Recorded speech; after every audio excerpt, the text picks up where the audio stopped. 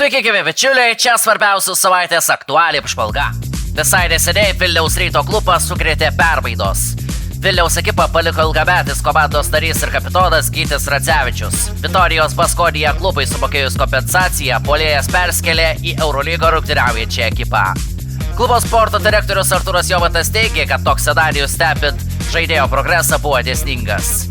Radzevičius su Vilniaus klubu iškovojo 2 LKL čempionų titulus. Tapo vienu iš sirgalių mylimiausių krepšininkų ir tikrų pavyzdžių jaunesniems sportininkams, kaip ryžtingai reikia siekti savo svajonės. Vilniaus klubas informavo, kad dirba žaidėjų rinkoje ir dairosi pastiprinimo. Ir taip pat padėkojo Radzevičiui už ištikimybę, pavyzdį atsidavimą ir kartu išgyventas auksinės akimirkas. Na, o dabar keliaujame į šios savaitės europinius mūšius su Lietuvos ekipomis. Antrąjį Europos taurės ratą Panevėžio krepšininkai pradėjo nesėkmę. Stambule panevėžiečiai po pratęsimo 85-94 neprilygo vietos Bešiktaš ekipai.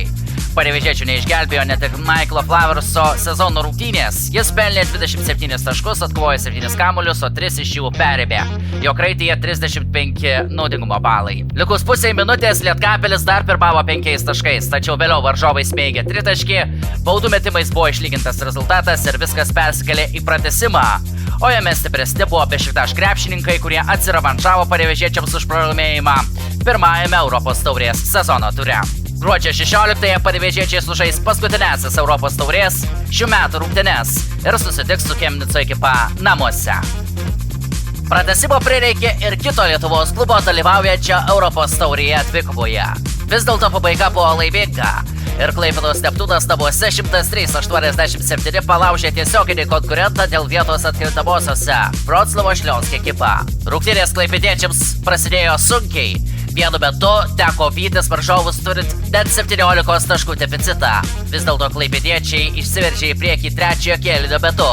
Baigiantis pagrindiniam rungtynių laikui, klaipėdiečiai buvo arčiau pergalės, tačiau lenkai sugebėjo panaikinti 5 taškų deficitą per paskutinę minutę. Rezultatas po 4 kėlinių buvo lygus, teko žaisti papildomas 5 minutės, o šeimininkai pratęsimą pradėjo pelnydami 7 taškus be atsako ir pergalės iš rankų jau nepaleido. Nugalėtojų gretose 19 taškų pelnė Arnas Velička, 18 Rikas Lobaš, o 16 Aurimas Pajauskas. Trečią kartą per pastaruosius 5 susitikimus laimėję Neptūno krepšininkai ir toliau taikosi į pirmąjį A grupės šešetuką, o laidos pabaigoje keliamės į Kauno Žalgirio dvikovą Eurolygoje.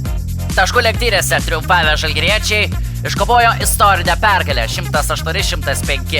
Praėjusį sezoną kauniečiai viešėję Paryžiuje pergalės neiškovojo. Šioje dvikoje kauniečiai pagerino beveik 22 metus galiojusį rekordą Eurolygoje.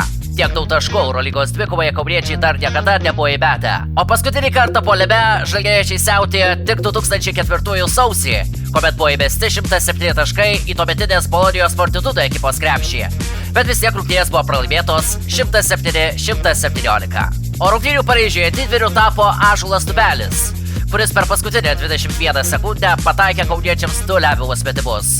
Varžovai dar turėjo šansą išplėšti pratęsimą, tačiau jų paskutinis metimas skriejo pro šalį ir pergalę iškovojo kauniečiai. Pergalingų metimų autorius Kauno ekipai pelnė 17 taškų, tiek pat ir Laurido Briučio sąskaitoje.